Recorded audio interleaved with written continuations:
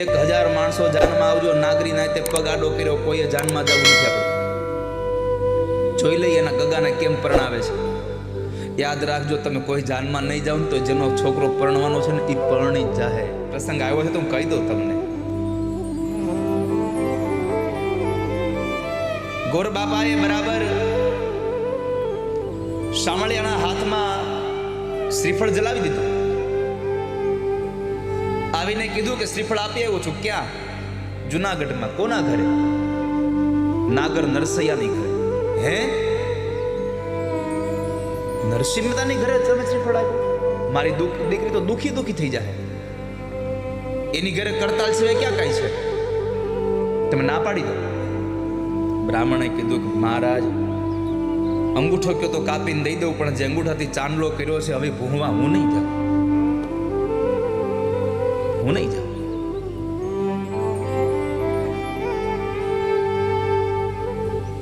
દીકરીના બાપે કીધું એક કામ કરો, તમે ના પાડવા ન જાઓ તો કઈ નહીં, એક ચિઠ્ઠી તો મારી દઈ આવો. આ ચિઠ્ઠી દઈ આવો, લાવો. વેવાઈએ ચિઠ્ઠી લખી દીધી. ચિઠ્ઠીમાં લખ્યું હતું કે વેવાઈને માલુમ થાય કે જાન લઈને આવો ત્યારે પૂરા 1000 માણસની જાન લાવજો, હાથી ને ઘોડા લઈને આવજો, અને જો આવી રીતની જાન લઈને આવવાની તમારી તૈયારી ન હોય તો જાન લઈને આવતા જ નહીં. કાગળિયો વાળ્યો, ઉપર લખ્યું જે જગ્યાએ એડ્રેસ લખવાનું હતું ત્યાં જય શ્રી કૃષ્ણ. ભૂદેવે આવીને નરસિંહ મહેતાને કીધું તમારા વેવાએ કાગળ આપ્યો છે, લ્યો. કાગળ આમ જોયું, ઉપર લખ્યું હતું જય શ્રી કૃષ્ણ. એ કે આમાં એડ્રેસ આપણું ક્યાં છે? આ તો ઓલાનું છે, દઈ દો એને, આ લ્યો. મંદિરમાં જઈને મૂકી દો. આ તમારી કઈક ચિઠ્ઠી આવી છે, જોઈ લેજો. શામળિયાના લગ્ન આવ્યા. 8 દાડા બાકી હતા અને માણેક મહેતે કીધું હાંભળ્યું મહેતાજી, હવે આ કરતાલ મૂકો ને. કેમ? અરે આપણા શામળિયાના લગ્ન આવ્યા, કેદી છે? 1 અઠવાડિયું બાકી રહ્યું છે. મહેતાજી કે હજી 8 દિવસ બાકી છે. આપણે 8 મહિનાથી ઉપાધિ કરતા હોય, લગ્ન છે. નરસિંહ મહેતા કીધું 8 દાડા બાકી, તો એટલી બધી ઉતાળ હું કરો છો? 4 દાડા બાકી રહ્યા. માણેક મહેતે પાછું કીધું હવે તો સમજો.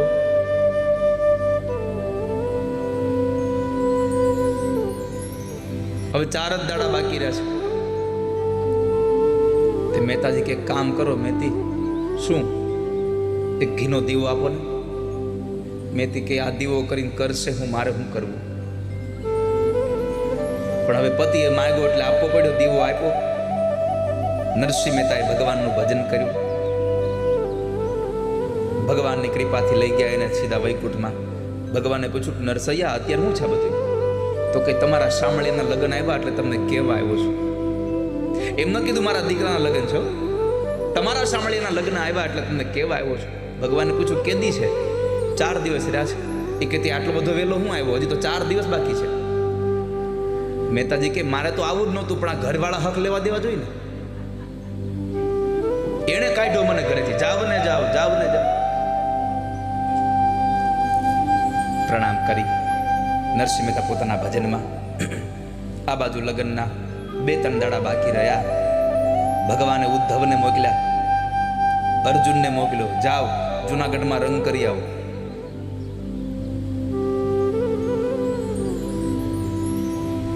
આખા જુનાગઢને રંગોળ્યું.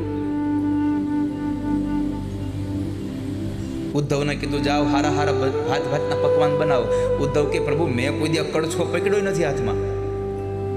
હું તો તૈયાર થાળી ઉપર ગયો જ્યારે હોય ત્યારે. તમે જાઓ તો ખરા. ભગવાને ઉદ્ધવને મોકલ્યા રસોઈ બનાવવા માટે. આવીને માણેક નરસિંહ મહેતાનો દરવાજો ખટખટાયો. ખડકી હતી હાકળવાળી. હવે તો ડોરબેલ આવી ગયા. અને એમાં કેટલી સિસ્ટમ આવી ગઈ, અંદરથી પાછું બેલ બંધ હોત થઈ જાય. બહાર ગમે એટલી ચાકુ દબાવ્યા જ કરો, અંદર વગડે જ નહીં. અને પછી આપણે એને કંઈક તમારી ઘરે આવ્યા, બેલ બહુ માર્યા, અરે વાગ્યો નથી, એમ ઘરમાં જતા. આ તો લોખંડની હાકળ ખડખડાવી. મહેતાજી ભગવાનના ભજનમાં હતા એટલે મહેતીએ દરવાજો ખોલ્યો. માથે ગમચો વાળેલો, આમ બાંધેલો લાલ કલરનું, અને આમ અસલ તમે જુઓ ને તો મહારાજ જેવા જ લાગે, ઉદ્ધવજી હો. અને આવ્યા અને પૂછ્યું કે મહેતાજી છે ઘરમાં? હા છે ને. તમે કોણ? એ કે હું કંદોયો, રસોઈયો. કેમ? આપણે શામળિયાના લગ્ન છે તો બા રસોઈ બનાવવાની છે, તો હું બનાવું? એ કે એ મને ખબર ન. ઉભા રહો, મહેતાજીને બોલાવ્યો. માણેક મહેતાજીને બોલાવ્યા. મહેતાજી આવ્યા છે. પૂછ્યું મહેતાજી ઉદ્ધવને જોયા તો મહેતાજીની આંખમાં આંસુ આવી ગયા. મહેતાજી ઉદ્ધવ ઈશારો કર્યો, કાંઈ બોલતા નહીં હો, ભલે ઓળખી ગયા હો તમે, આ તો મારા પ્રભુનો પાર્ષદ આવ્યો છે. મહેતાજી, આપણે વાત થઈ હતી શામળિયાના લગ્ન છે તો હું રસોઈ બનાવવા માટે આવ્યો છું. આપણે શું રસોઈ કરવાની છે? આપણે કાજુ કતરી બનાવી છે કે બદામનો હલવો બનાવવો છે? મેથી મનમાં કે ઘરમાં શિંગદાણા છે નહીં, આને બદામનો હલવો બનાવવો છે.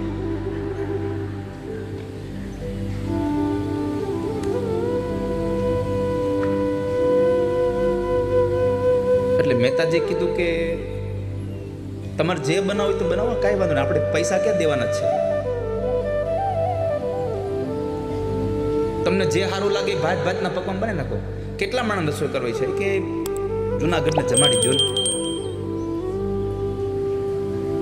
ઉદ્ધવે રસોઈ પકાવી, અર્જુનને ઘરને રંગને રોગાન કર્યા. જાનનો દિવસ આવ્યો, વેવાઈની ચિઠ્ઠી હતી, 1000 માણસો જાનમાં આવજો. નાગરી નાતે પગ આડો કર્યો, કોઈએ જાનમાં જવું નથી. આપણે જોઈ લઈએ એના ગગાને કેમ પરણાવે છે. યાદ રાખજો, તમે કોઈ જાનમાં નહીં જાઓ ને તો જેનો છોકરો પરણવાનો છે ને એ પરણી જાહે. તમારા વગરનો કાંઈ એમ નહીં કે હું માંડવે નહીં જાઉં. હગો બાપ નો આવે તો દીકરો કે ભાઈ હું માંડ મેળ આવ્યો છું, પરણી લેવા દો. કોઈ ના નહીં પાડે. બાપુજી કહે કે આ ઘોડું છે ને પછાડશે. એ કે કાંઈ વાંધો નહીં, ઊભા થઈ જાવ, પણ જવા દો ઘોડામાંથી.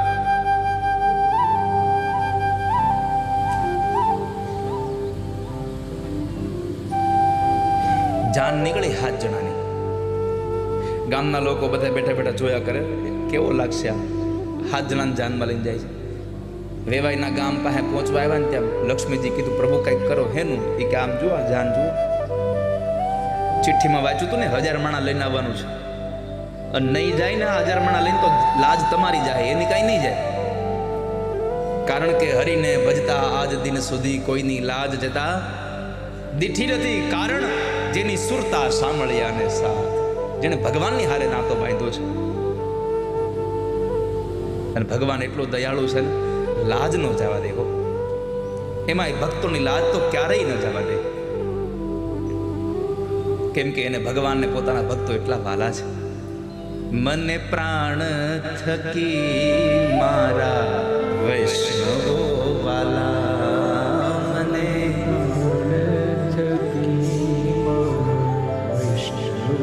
મેં કાલે જ કીધું.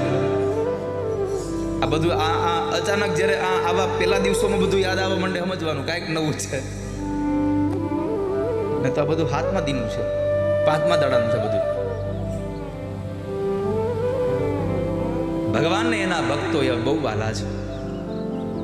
અને ભગવાનને ગમે છે. શું કામ ભક્તો ખબર છે?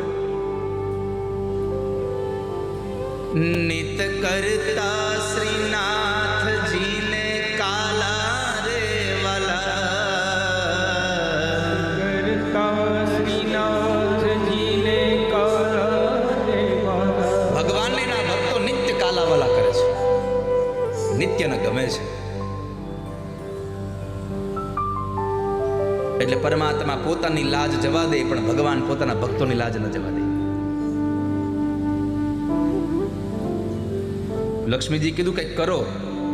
તે ભગવાન કે હું એકલો જાનમાં તો થોડો સારો લાગે, જાનડી વગરની જાન જ ન સારી લાગે. કે હાલો કે તમે એમ કરો મેકઅપ અને પહેરો હારા કપડા, હાલો. તે ભગવાને આખી જાન સ્વર્ગમાંથી વૈકુંઠમાંથી ઉતાર્યો. વૈકુંઠની દાસ દાસીઓને, લક્ષ્મીજીની દાસ દાસીઓને બધીને જાનડીઓ કરીને તૈયાર કરી. ભગવાનના જેટલા પાર્ષદો હતા બધાને જાનૈયા બનાવ્યા. એ ભાતના કપડાં પહેરીને નીકળ્યા બધા. હો, વેવાએ લખ્યું હતું ઘોડા અને હાથી લઈને આવજો. એમાં ઊંટ નહોતા લખ્યા, ભગવાન ઊંટ હોટ લઈને ગયા. ભગવાને બળદગાડા જોડ્યા. એટલા ઢોલ વાળા, એટલા પકોડી વાળા બધાને લીધા. હારે ઘણાય વાંસળી વગાડે, ઘણાય મોરલી વગાડે, ઘણાય પાવા વગાડે, બધા હારે. પછી ઈ જાન હાલતી થઈ.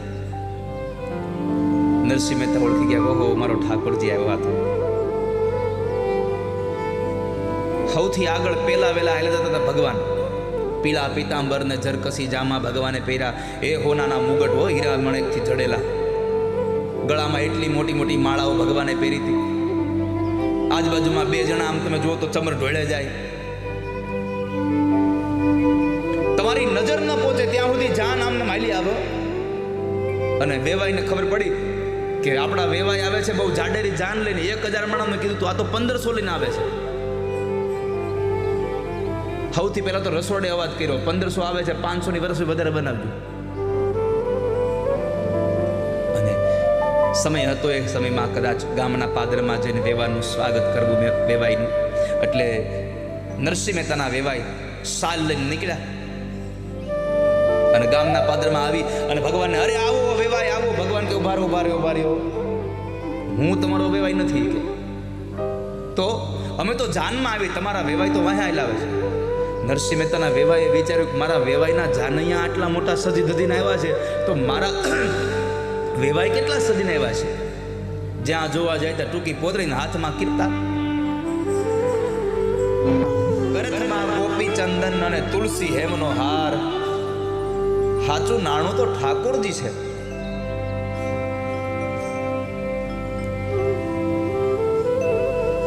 દોલતમાં ઝાંઝને પખાજ. કરતાલ લઈને નરસૈયો ગીત ગાવા બેહે ને પછી ઠાકોરજી દોડી દોડીને આવે. નરસૈયાને દોડવું ન પડે. નરસૈયાએ ભગવાનના હાથમાં પોતાની દોરી સોંપી દીધી.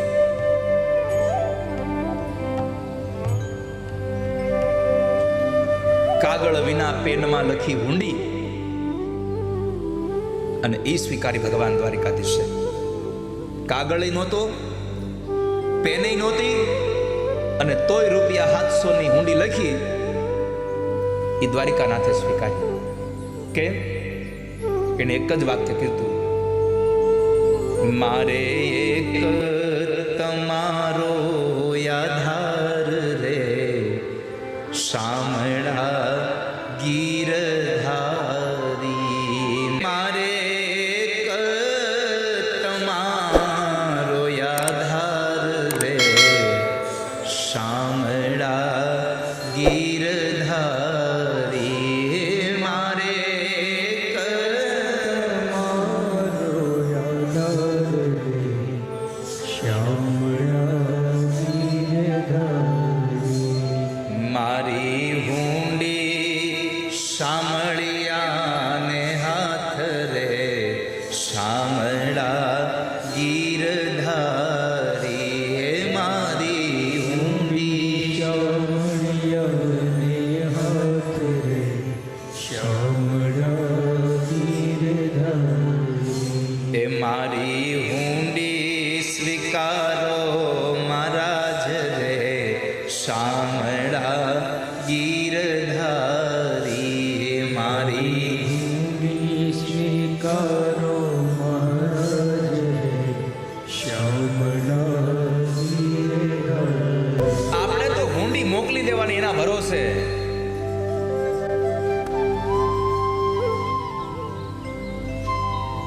નકર રેવા ઝૂંપડું નહોતું, જમવા જુવાર નહોતી, પહેરવા કપડા નહોતા.